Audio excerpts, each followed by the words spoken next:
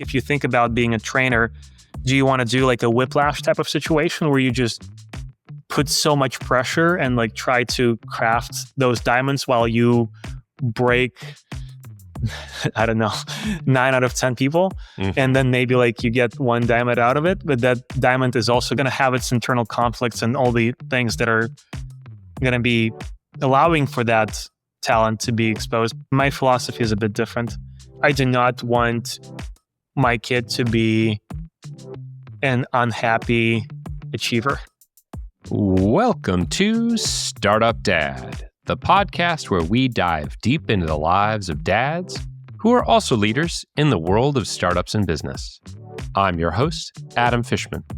In today's conversation, I sat down with Mike Yen. Mike is the co-founder and CEO of ManyChat, a profitable Series B company building chat and automation tools for over 1 million businesses. Mike has been working on ManyChat for nearly 10 years and recently welcomed his first kid into the world. In our conversation, we discussed a wide range of topics. At the center of them all was the decision to start a family as a founder with a fast-growing 250-plus person company. We covered how he prepared for paternity leave and was able to take off 7 weeks after the arrival of his son.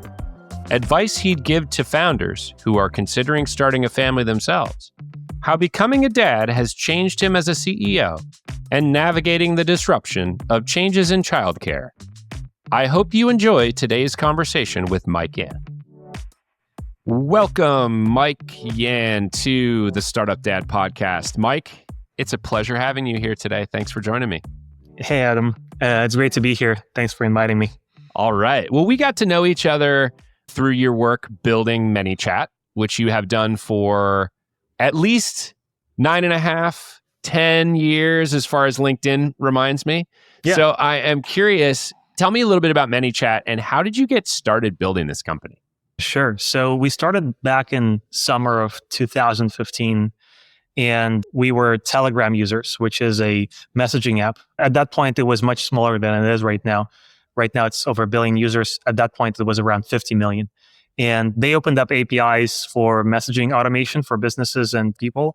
And since we were users, we thought that allowing businesses to have better conversations over these messaging kind of applications is going to be the next frontier of customer communication. So we started building ManyChat, which allows businesses to have conversations across social and messaging platforms like these new channels where all the attention of the customers is. And now we're here 9.5 years later. Do you want me to kind of do some stats around the company, or? I would love to hear it because, you and I worked together, a couple years ago maybe? And I worked with your team and that was really fun.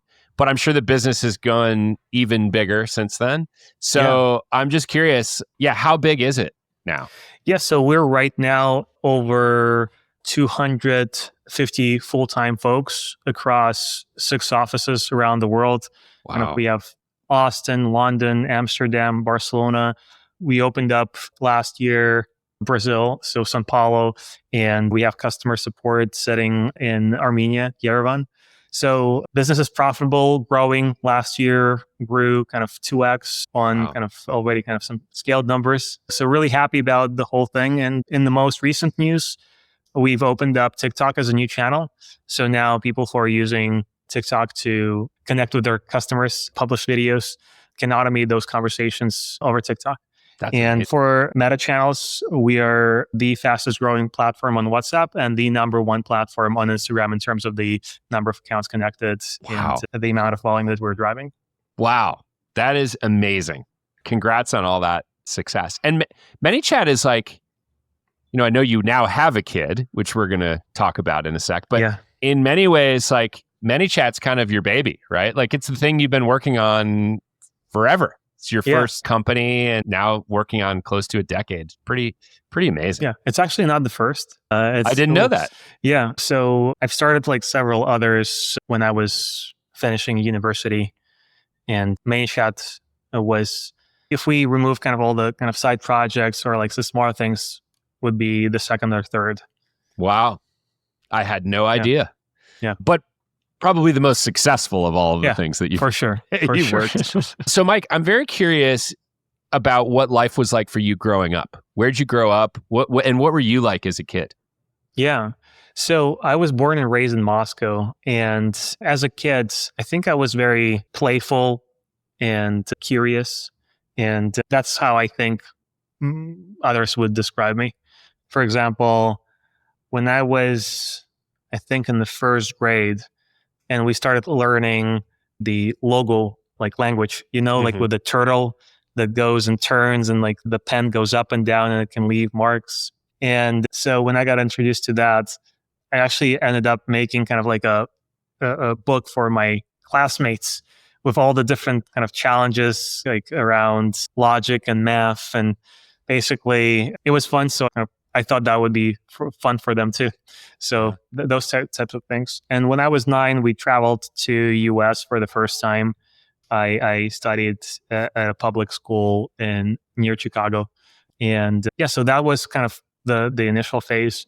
And when I was in high school, I really got deeper into coding and development in general. And so that's kind of actually was the first time I was introduced to kind of computer and tech was probably around 6 years old when we had like a desktop Pentium 2 or something and had a Quake 2 or something.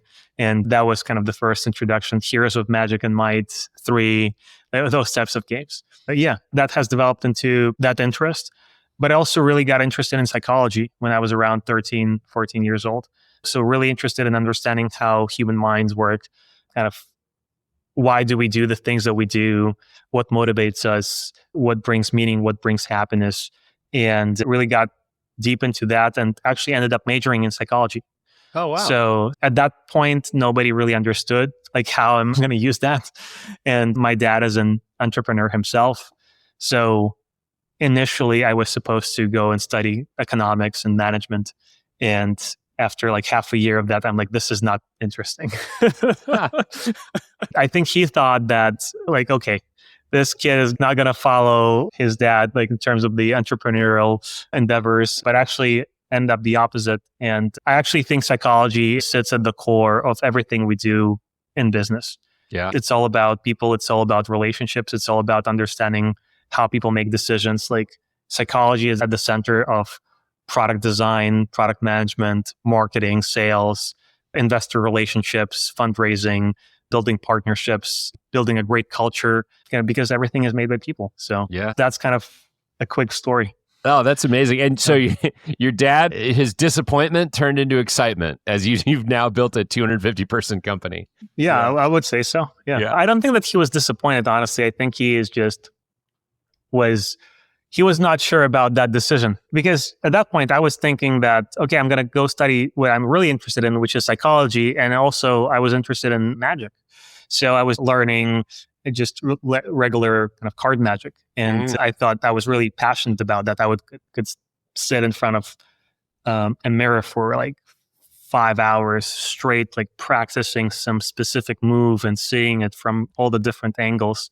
Wow. And I thought that I'm going to be a magician.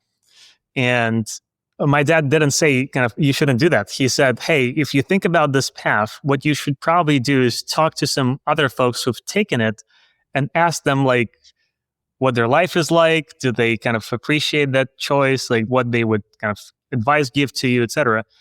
And I thought that was a great advice. So I actually reached out to some stage magicians and people who were kind of doing just magic shows for like groups of people and asked them about, they actually replied. And I was like, hey, I'm a student. I'm thinking about this. I want to talk to you about kind of your life. And they actually replied. So we had a few conversations and didn't deter me in any way. I'm like, okay, this is going to be totally fine. I'm going to make it kind of $1,000 or $2,000 a month. This is going to be more than enough to kind of sustain myself. Yeah. And when my dad said, hey, maybe you should think about like at some point you're going to have a family. And I'm like, okay, I'm just going to do twice as many shows. And and then maybe I'll earn, I don't know, $3,000 a month. And that's going to be enough for me and the wife and the kid. Yeah. So that was the logic. Yeah. And so you went from magician to building software. Well, that was actually the first project. The first project was I learned how to do it. I started performing. Then I saw the bottleneck was my time. So I said, okay, I will not be able to scale my time. How do I have kind of more fun doing this and kind of scale the operation? So I started teaching offline. So I would gather people kind of offline, teach them kind of, it was basically like a 1-day workshop where I would kind of tell them how to do this and how to present it and the theatrics and the secrets and the moves and the technique. But then it was like, okay, we got to do this offline. It's also not scalable. Like, why don't we take this online? And so I kind of started to shoot videos, which were kind of explainer videos. And I would use YouTube as a marketing channel and perform the trick. It was, I think, like 2009 or something. And I think one of the videos was going into like hundreds of thousands of views, et cetera. And like in 2009, that would be like right now, there's a lot of folks who could get to kind of those types of numbers. Like 2009 was a bit different. The audience was much, much smaller. Yeah. And that would kind of create that organic interest. And that would be directed to like a place where you could buy this content. And that was kind of probably the first business. I wouldn't consider like a super real business. Like there was no funding, there was no employees, et cetera, but it was something that's got into. Yeah. So yeah, it was your first real foray into entrepreneurship. Yeah, it was like an online version of a more evolved lemonade stand. All right. The reason that I invited you on the show is because you and I were exchanging some emails a while back and you took a little bit of time to respond to me, which is pretty normal, right? And then when you did respond, you were like, hey, I just had a kid and I started paternity leave. And so I was like, oh, I got to have you on the show. So tell me about your family now. You have a son and a wife, and your son's 8 months old, just turned 8 months, right? Yes, exactly. Cool. So he was born last summer. Yeah. And he just recently turned 8 months. I'm always very curious when co-founding a company, and you're the CEO of ManyChat, like that's a big job. And you've been building, like you mentioned, you have 250 employees. It's a big responsibility. And so then at some point, there was a decision to start a family, right? Is probably a conversation that you and your wife had.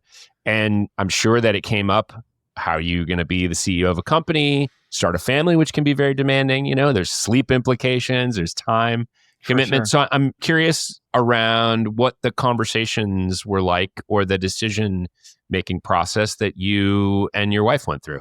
Yeah. So we were having these conversations kind of on and off. Like we've been married for almost 10 years now. Congratulations. Thank you. Same age as ManyChat. Yeah, actually, it was interesting that we got married like literally in a few weeks after we've started working on ManyChat. Wow. So those two events kind of really aligned. And we've been having this conversation about having kids on and off for kind of all this time. And it was just never really kind of a real push towards it, because when you're starting a company, that's where your attention goes. Yeah. And starting a family and having a kid, I think you need a lot of attention to really internalize that decision and make that commitment and to start trying. And for us, it was like that. It wasn't something that happened and we just kind of rolled with it, which we would be totally fine with. Like if that was the case, that would be kind of probably also great. But for us, it was more like, all right, it seems like the company is doing well enough and we're going to have kind of the necessary time and we're going to have the necessary kind of circumstances to start a family kind of and bring somebody else into this world. And once we made a decision, we started trying, and it wasn't all smooth sailing. But in 2023, everything happened and we were monitoring. Like it was a very, as you know, like it's a lot of stress. And once you know the stats, like I'm a very kind of, given my work, a lot of it comes not only from intuition and understanding kind of the market and talking to customers, but also looking at a lot of data. Yeah. And when Sasha got initially, when we confirmed the pregnancy, I was like, okay, so what are the rates for it actually going kind of full term? And you have all the calculators and like, okay, this week the rate goes down significantly. And then it was stressful, but also if you focus on just supporting each other, I think you get through it just fine. Yeah. And now you have a happy, healthy, probably sleeping better 8-month-old son. we did sleep training at around 6 months. So Okay. prior to that, he wasn't sleeping. He was waking up like several times at night, asking to be fed. And we were very much fine with it until like 3 months. So first 3 months, he was fine. He was sleeping, maybe like waking up once at night, but not really requiring a lot of holding and rocking.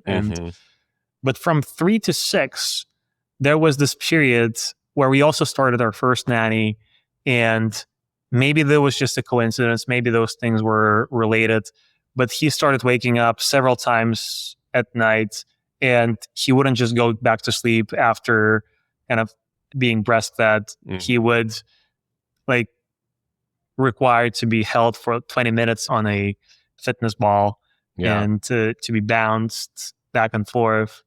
And we're fine with this. And we thought, hey, maybe this is just going to pass. But when this was happening for 3 months, like by the end of December, my Aura resilience score went from, I think it's like strong, or it went basically from the 4 out of 5 to like 1 out of 5 to the limited piece. Oh no. Because like you're waking up 3 times every night, and then like one of those times you have to do like a workout for 20 minutes and then go back to sleep. And so at some point we were just completely like, it started to affect the way we kind of interact with the baby. And like that now starts to affect kind of the whole family. Yeah. So we weren't really sure about sleep training, and like doesn't seem like a good idea from the outside. You're like, I'm going to be a very attentive parent. I'm not going to kind of let the baby cry too much, etc. But then I talked to a bunch of people who actually did it, and like, no, it's totally fine. Like, I've had 3 kids, and like they all are great. We have great relationships. They're like really confident. And after having like several of those conversations with people who've had multiple kids, who've done kind of sleep training with all of them, and also reading a healthy amount of Reddit posts and stories, and also going really deep on the white papers and finding all the relevant literature and all the studies, we're like, okay, it seems to be, it's going to be fine. It feels like more of a decision on the side of the parent. Yeah. So we actually ended up doing it. It was super, super hard for us. I think it was even harder for me than for my wife, because she saw the process and it was really hard for her. It was like heartbreaking to like not kind of go in immediately when your baby is crying. She really trusted the process, and she was like, yeah, it's work. Like, I understand how this works. And she was okay with this. And I was having doubts. I'm like, should this be happening? Like, I was always questioning the sleep trainer. We had a great help from an expert, but it turned out great. Like after a week, Mark was able to sleep through the nights, and we basically got kind of this time to actually have some deep restoration ourselves. Yeah. So we were more attentive during the day. We could provide kind of better environment for him. And he was feeling better because he was not kind of waking up, and he was actually getting the rest. And he started sleeping during the day more. So not only did he start sleeping through the whole night, he used to have like 3 short naps, like 30 to 45 minutes. And then it turned into like 2 naps, but one of them is usually like more than an hour. And the other one is like 45 minutes plus. So like the overall system just became, I think, much more balanced, and everybody was feeling better. Right now, he is having kind of like, there is usually sometimes there's like some sleep regressions that happen. So he was going through that last week. But again, right now, he seems to be doing much better. And has the Aura Ring score recovered? Yes, it did. It actually did. Awesome. And when he started sleeping worse, it actually started going back again. So it never kind of reached the worst possible level. Yeah. I'm really curious, because when we were exchanging emails a long time ago, you had said, hey, I'm just now going on paternity leave. And I think that was around like September-ish. And he was born in the summer. So, it sounds like maybe you gave it a few months. I'm always curious because this comes up a lot when I talk with founders. And I see people struggling with this decision, which is, how do you think about taking time off as the co-founder, the CEO, the like head honcho of the company? And so I'm just curious what your thought process was there, how much time you ended up taking off, and kind of what you did to prepare the company for you being off.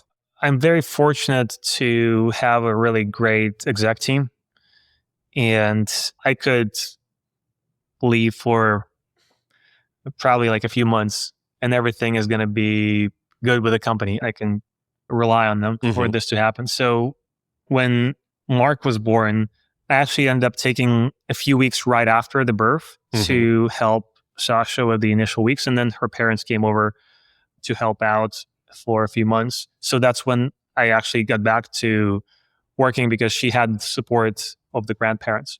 But after they left, I took the kind of other half of the paternity leave. And I think in total it was around 7 weeks. So it's a pretty kind of significant amount of time. And for me, family kind of is the kind of number one priority. So building a great business is very, very fulfilling and you can help a lot of people, but it's hard to help a lot of people if you're not kind of taking care of the most immediate kind of environment, the most immediate people. Yeah. So I wanted to make sure that that is set up properly. And at the company, we have this policy. So like, it's not just the CEO can take this time off. I think for the whole company, I think we have 8 weeks. That's great. Yeah. That's really great.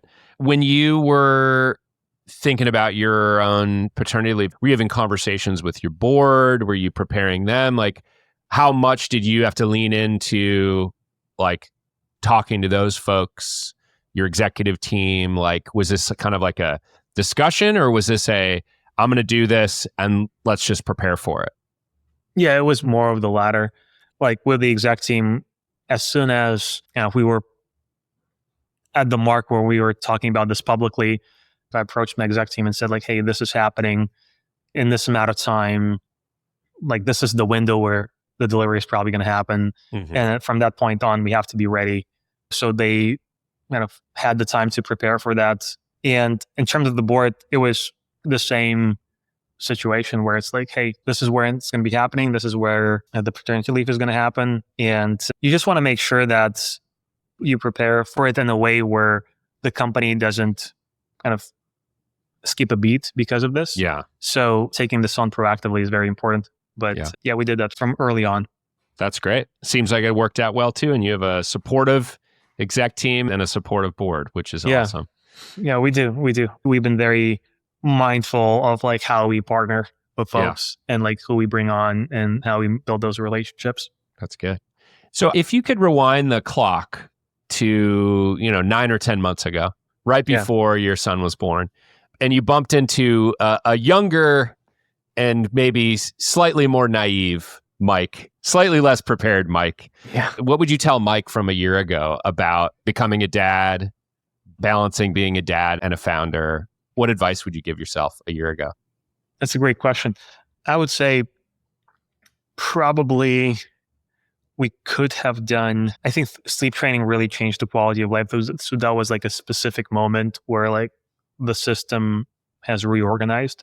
Maybe that could have been done like a month before. So that's like a incremental improvement.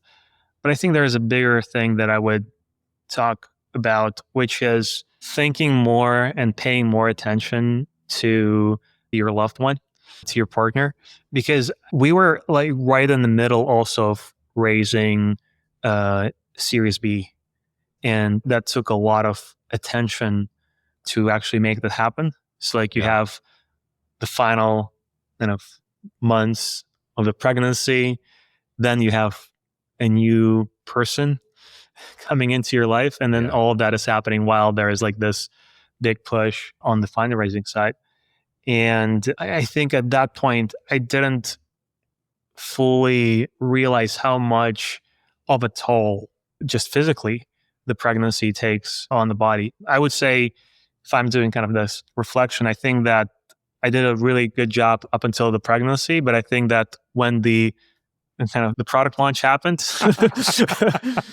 especially like I think like after like a few weeks after and when the parents have arrived, I spent less time thinking about Sasha and just like, because I also started working again, the parents have arrived, I went back to work and I would just do more of that because it's not just like it's great that like you're both newly minted parents, but the person who delivered the baby kind of had a very, very different experience, and supporting them is very important. Yeah, that's fantastic advice. And just a reminder to all the startup dads out there, take care of your partner first. Yeah, because it's a lot.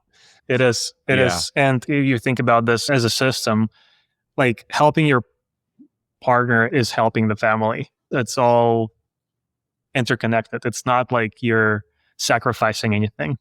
Right. Having gone back to work as a new dad, would you say that becoming a dad has changed you as a CEO or changed any of your perspectives that you maybe held before? Yeah, I would say it's evolving, and it's just having a kid overall changes you as a person, in my experience. Like I can talk about myself. I think it changes different people in different ways. But for me, it's about growing a certain kind of patience and care. Mm-hmm. And a lot of times businesses around setting ambitious goals and driving people towards achieving results, et cetera. And I think that's very important. But I think overall, the question is, what do you want to bring into the world? Like, what type of achievement do you want to bring into the world? Do you want to bring achievement at all costs? And that is sometimes could be destructive for the people who are kind of building that and for yourself. Again, like I don't see this as separate from like a CEO being separate from the company. I think that the overall mentality and the overall energy kind of expands into and shows itself. Or do you want to drive achievement through certain kind of nurturing and growth into that? Like if you think about being a trainer, do you want to do like a whiplash type of situation where you just put so much pressure and like try to craft those diamonds while you break, I don't know, 9 out of 10 people. Mm-hmm. And then maybe like you get one diamond out of it, but that diamond is also going to have its internal conflicts and all the things that are going to be allowing for that talent to be exposed. My philosophy is a bit different. I do not want my kid to be an unhappy achiever. Mm. Right. Mm-hmm. So you want the person to grow into their potential and to grow into their talents, but you want that to happen in a way that is coming from a place of care. Yeah. Yeah. I really like that description, the unhappy achiever. And I don't think I've ever thought about it in that way. That's really fascinating. You want them to be a happy achiever. Yeah, no, totally. But I never really thought about like that is a mode that somebody could be. They could be an unhappy achiever, and that's not a great way to live. And I think a lot of the culture is about that. Yeah, a lot of the culture is very violent towards oneself. Yeah, there's the fun grinding, and there's like the unfun grinding. Yeah. The fun grinding is when you're in the flow, you're so excited and you're fulfilled, and then it doesn't create this internal conflict within yourself. Mm-hmm. And the unfun one is where you feel like you're not enough.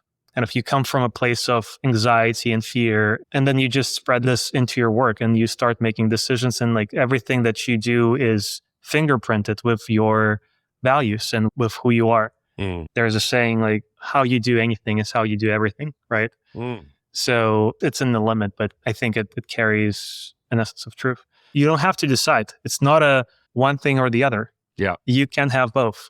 Yeah. And I think if you do not settle for just achievement or for just like, because there's two polarities, right?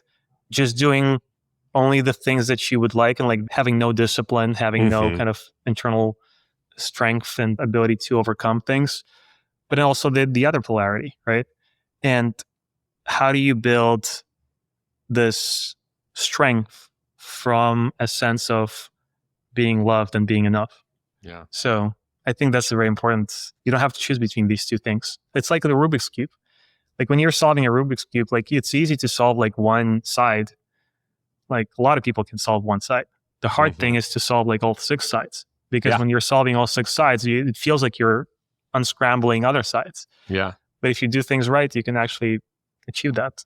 As a founder and a dad, do you ever have to remind yourself of that? Like kind of tilt the balance one way or the other? And what do you do when you realize that you need to get out of one mode and into a different one? Yeah. Well, I wouldn't say like there's one mode or like there's two modes and you Yeah. switch between them. I feel like it's more like driving or like going down the hill on a snowboard or skiing. Mm-hmm. It's that if you're in the moment and you pay attention to what is happening, then you know if you need to turn a bit left or turn a bit right. Mm-hmm. Right? It's when we get into these frameworks and these kind of dogmas when like you have to always be like this.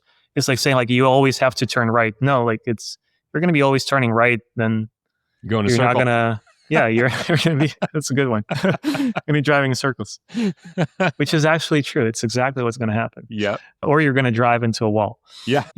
I think we come back to like this whole question of being present and being aware of what's going on in the moment. Mm-hmm. And not looking for easy solutions and for easy answers and being responsive to what is coming up in this specific moment. And sometimes you need more structure. Sometimes you need more fun. Sometimes you need more care. Yep. And if you pay attention to what is happening, the right thing will come up. When you're trying to use these shortcuts where like, this is how it should be always.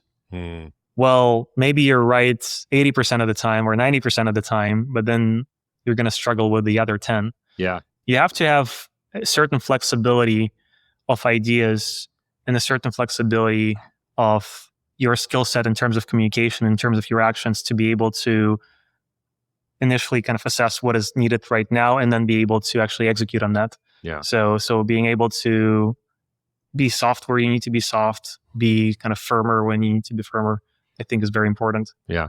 Speaking of flexibility, this actually brings me to my next question, which is maybe more about adaptability than flexibility. When you and I connected even to schedule this show, you mentioned that you were starting to look for a new nanny. And you even brought this up before we started recording.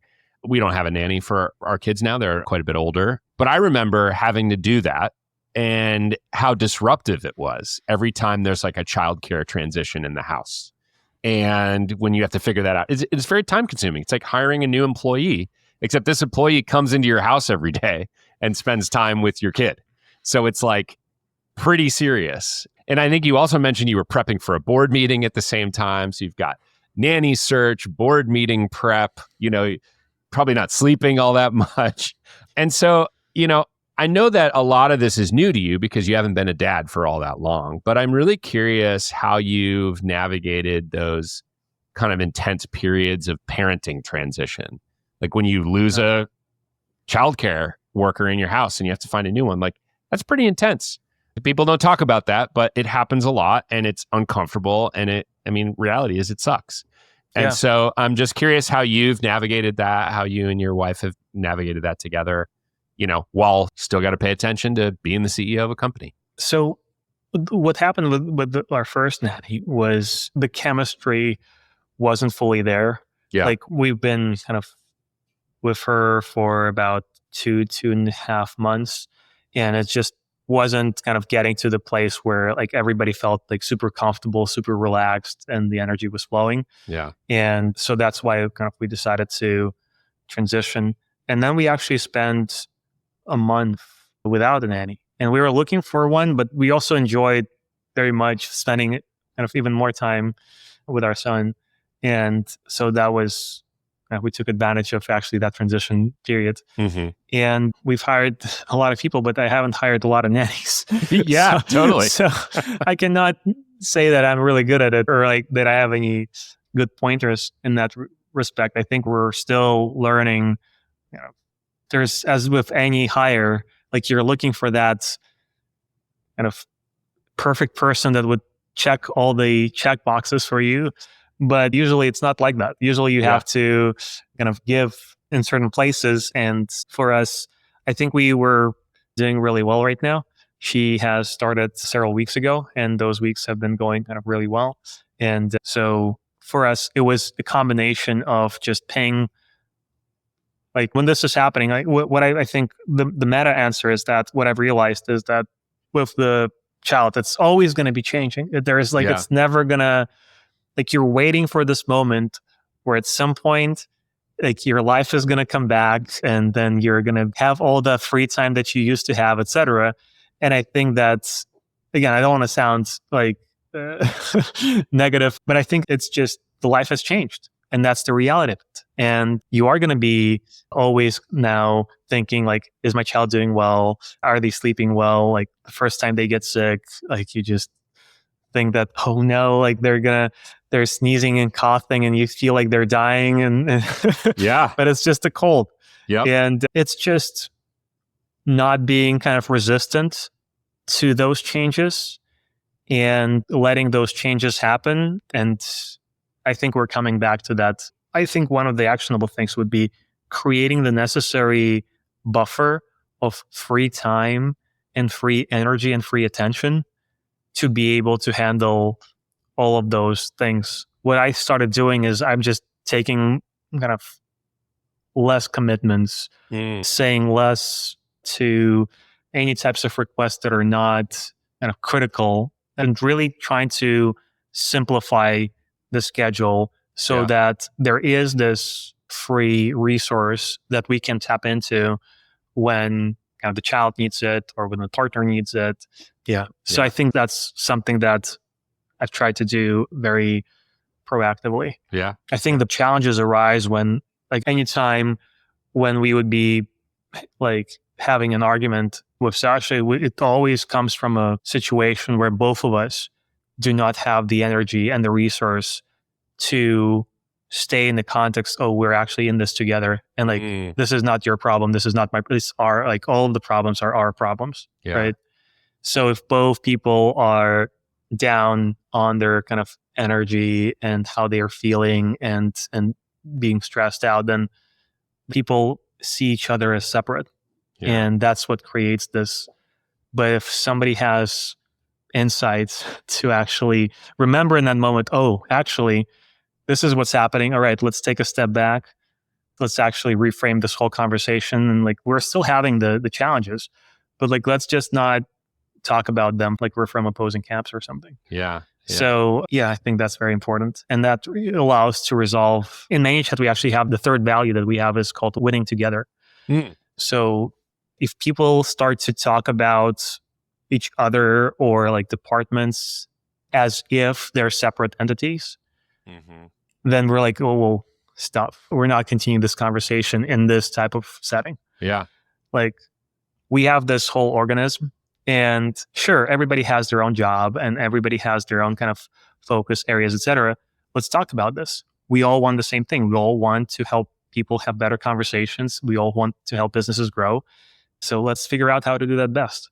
And same thing with the family, and actually same thing with internal dialogue. And there's a therapy kind of approach, which is called IFS, Internal Family Systems. And it kind of has the same type of approach, where it's like you gather all the different parts inside yourself, which usually have different motivations. One wants to like go and have fun. The other wants to achieve. The other one wants to just relax. And in IFS, they're called kind of sub-personalities, but usually they're referred to as parts. But you can think about them as just different perspectives and different competing motivations, and kind of I almost see them as like these neural kind of complexes, like these neural nets that are like trying to push the overall system into a certain direction. And then if they're not aligned, then there is like, you feel this conflict within, which usually a lot of energy is spent on that. But if you actually create that alignment, then everything becomes much easier. Sounds like you're drawing from some of your roots in psychology there. Well, again, everything, relationships with your partner, relationships with your kid. Everything comes back to people and their minds. Speaking of relationships, you have built an entire career now in technology, right? Starting with hobbies like filming YouTube videos as a magician, right? And now you're building a company that supports people who are living their lives on the internet, creators, small businesses, things like that. When you think about your son now, and I think probably over the next 20 years as he's growing up, there's going to be a lot of really interesting technological change and pull. How do you think about the relationship that you want your son to have with technology as he starts to get older? That's a very, very hard question. That's why I ask it. I feel like every parent, like right now, our son is too young to like have any devices. Yeah. But already, like when we have FaceTime calls with grandparents, he would be like reaching for the screen and like trying to hold the phone. And whenever like let's say I play something on the computer, like a YouTube video, etc., like his attention instantly goes to the screen. The picture is changing, the audio is there. And it's something that is very, very captivating. And my wife is like super worried. Like she's like, no screens, like just screen police. And she grew up much more into sports and much more into just physical movement. And I was much more into technology myself. As I've mentioned, like I've had my first computer around 6, which would be similar, right? Like having a screen, I don't know, like when do babies get kind of the iPads? Probably even earlier right now. Like some parents who don't have enough time and don't have kind of an ability to have nannies, et cetera, they want to do something to soothe their kid. And like what we found, like for example, when we went to a trip to Yosemite, and for him, he was about 6 months at that point. And we tried to navigate it so that the most of the time he would be sleeping, but like it's still a 4-hour drive. And at some point he was, especially on the way back, there was like this last like 40 minutes where nothing was helping. And like even when we stopped, when we put him back into the car seat, he would still start crying. So the only thing that helped to console him was just to show him like we found like this very slow, non-flashy, old cartoon. And we used that as a tool to kind of get back so that he just doesn't cry like a maniac for the last 40 minutes. So I can definitely see that as this painkiller type of situation, right? Like the question is, how do you manage the overall, like when it's not that controlled, when it's like actually like the person getting their own device, and like how do you manage the screen time, etc. For me personally, I've had a lot of fun growing up with computers. We didn't have smartphones at that point, so it would be only desktop. So there is a certain degree of less accessibility. You cannot be like, well, you could be on the desktop for your whole day once you're back, like before school and after school. So that's what's happened with me when I was around like 10, 11, I would be on the computer all the time. But that also has led to kind of getting interested in coding, knowing how kind of computers work. So that makes me more, okay, like there should be some technology.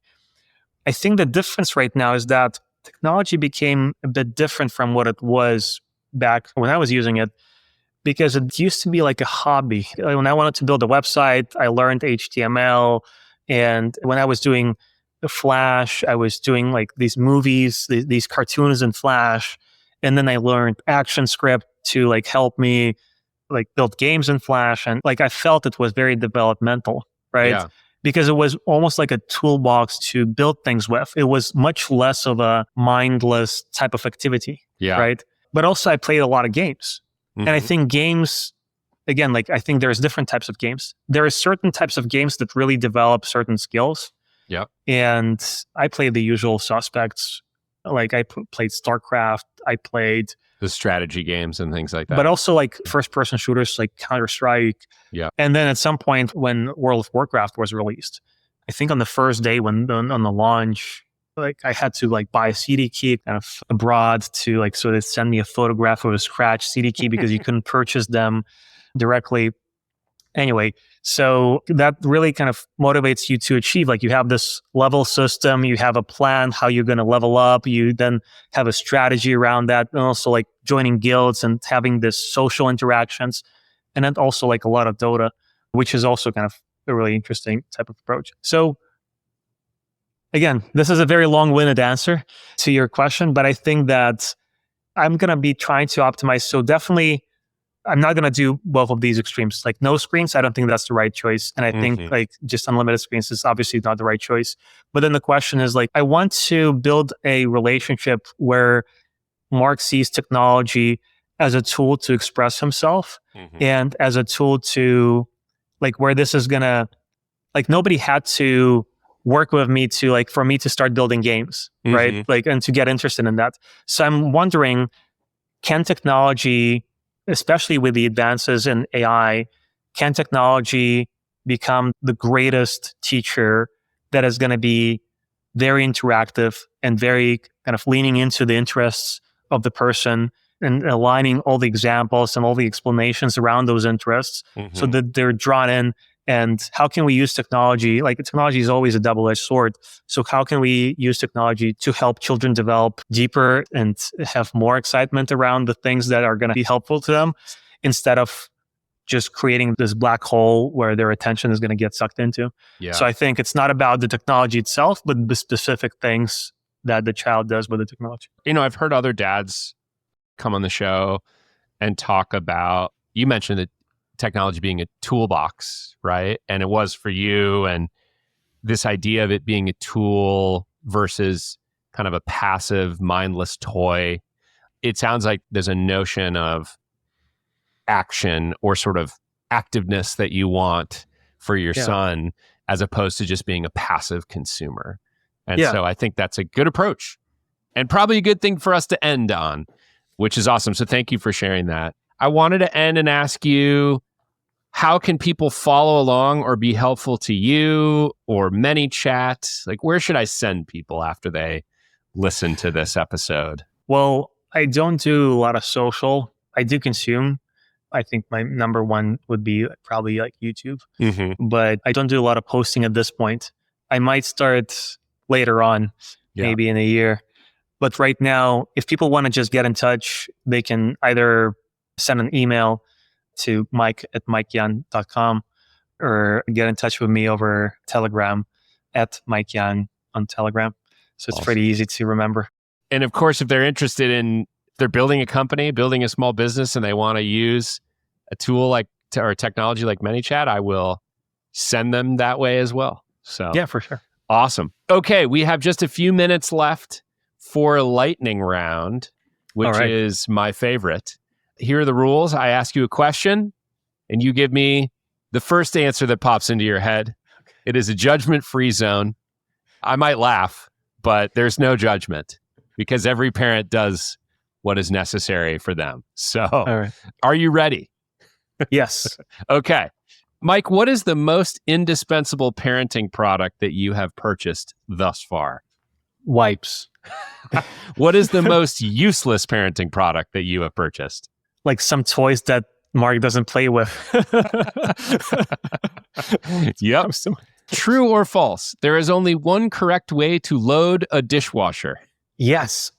There is the only way. Love that. Do you and Sasha agree on the correct way to load the dishwasher? Yes. It's completely standardized. Oh, amazing.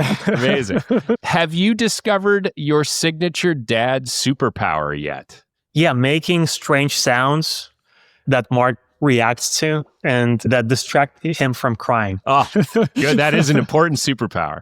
What is the crazier block of time in your house? 6 a.m. to 8 a.m. or 6 p.m. to 8 p.m.? 6 p.m. to 8 p.m. definitely. Crazier. Okay. Yeah. Witching hour. And it's just, baby is just tired, but still wants to do baby stuff and really doesn't want the whole thing to end. Yeah, I get it. Yeah. Okay, so I know Mark can't talk yet, but if Mark had to describe you in one word, what would it be? Probably fun. Okay, good.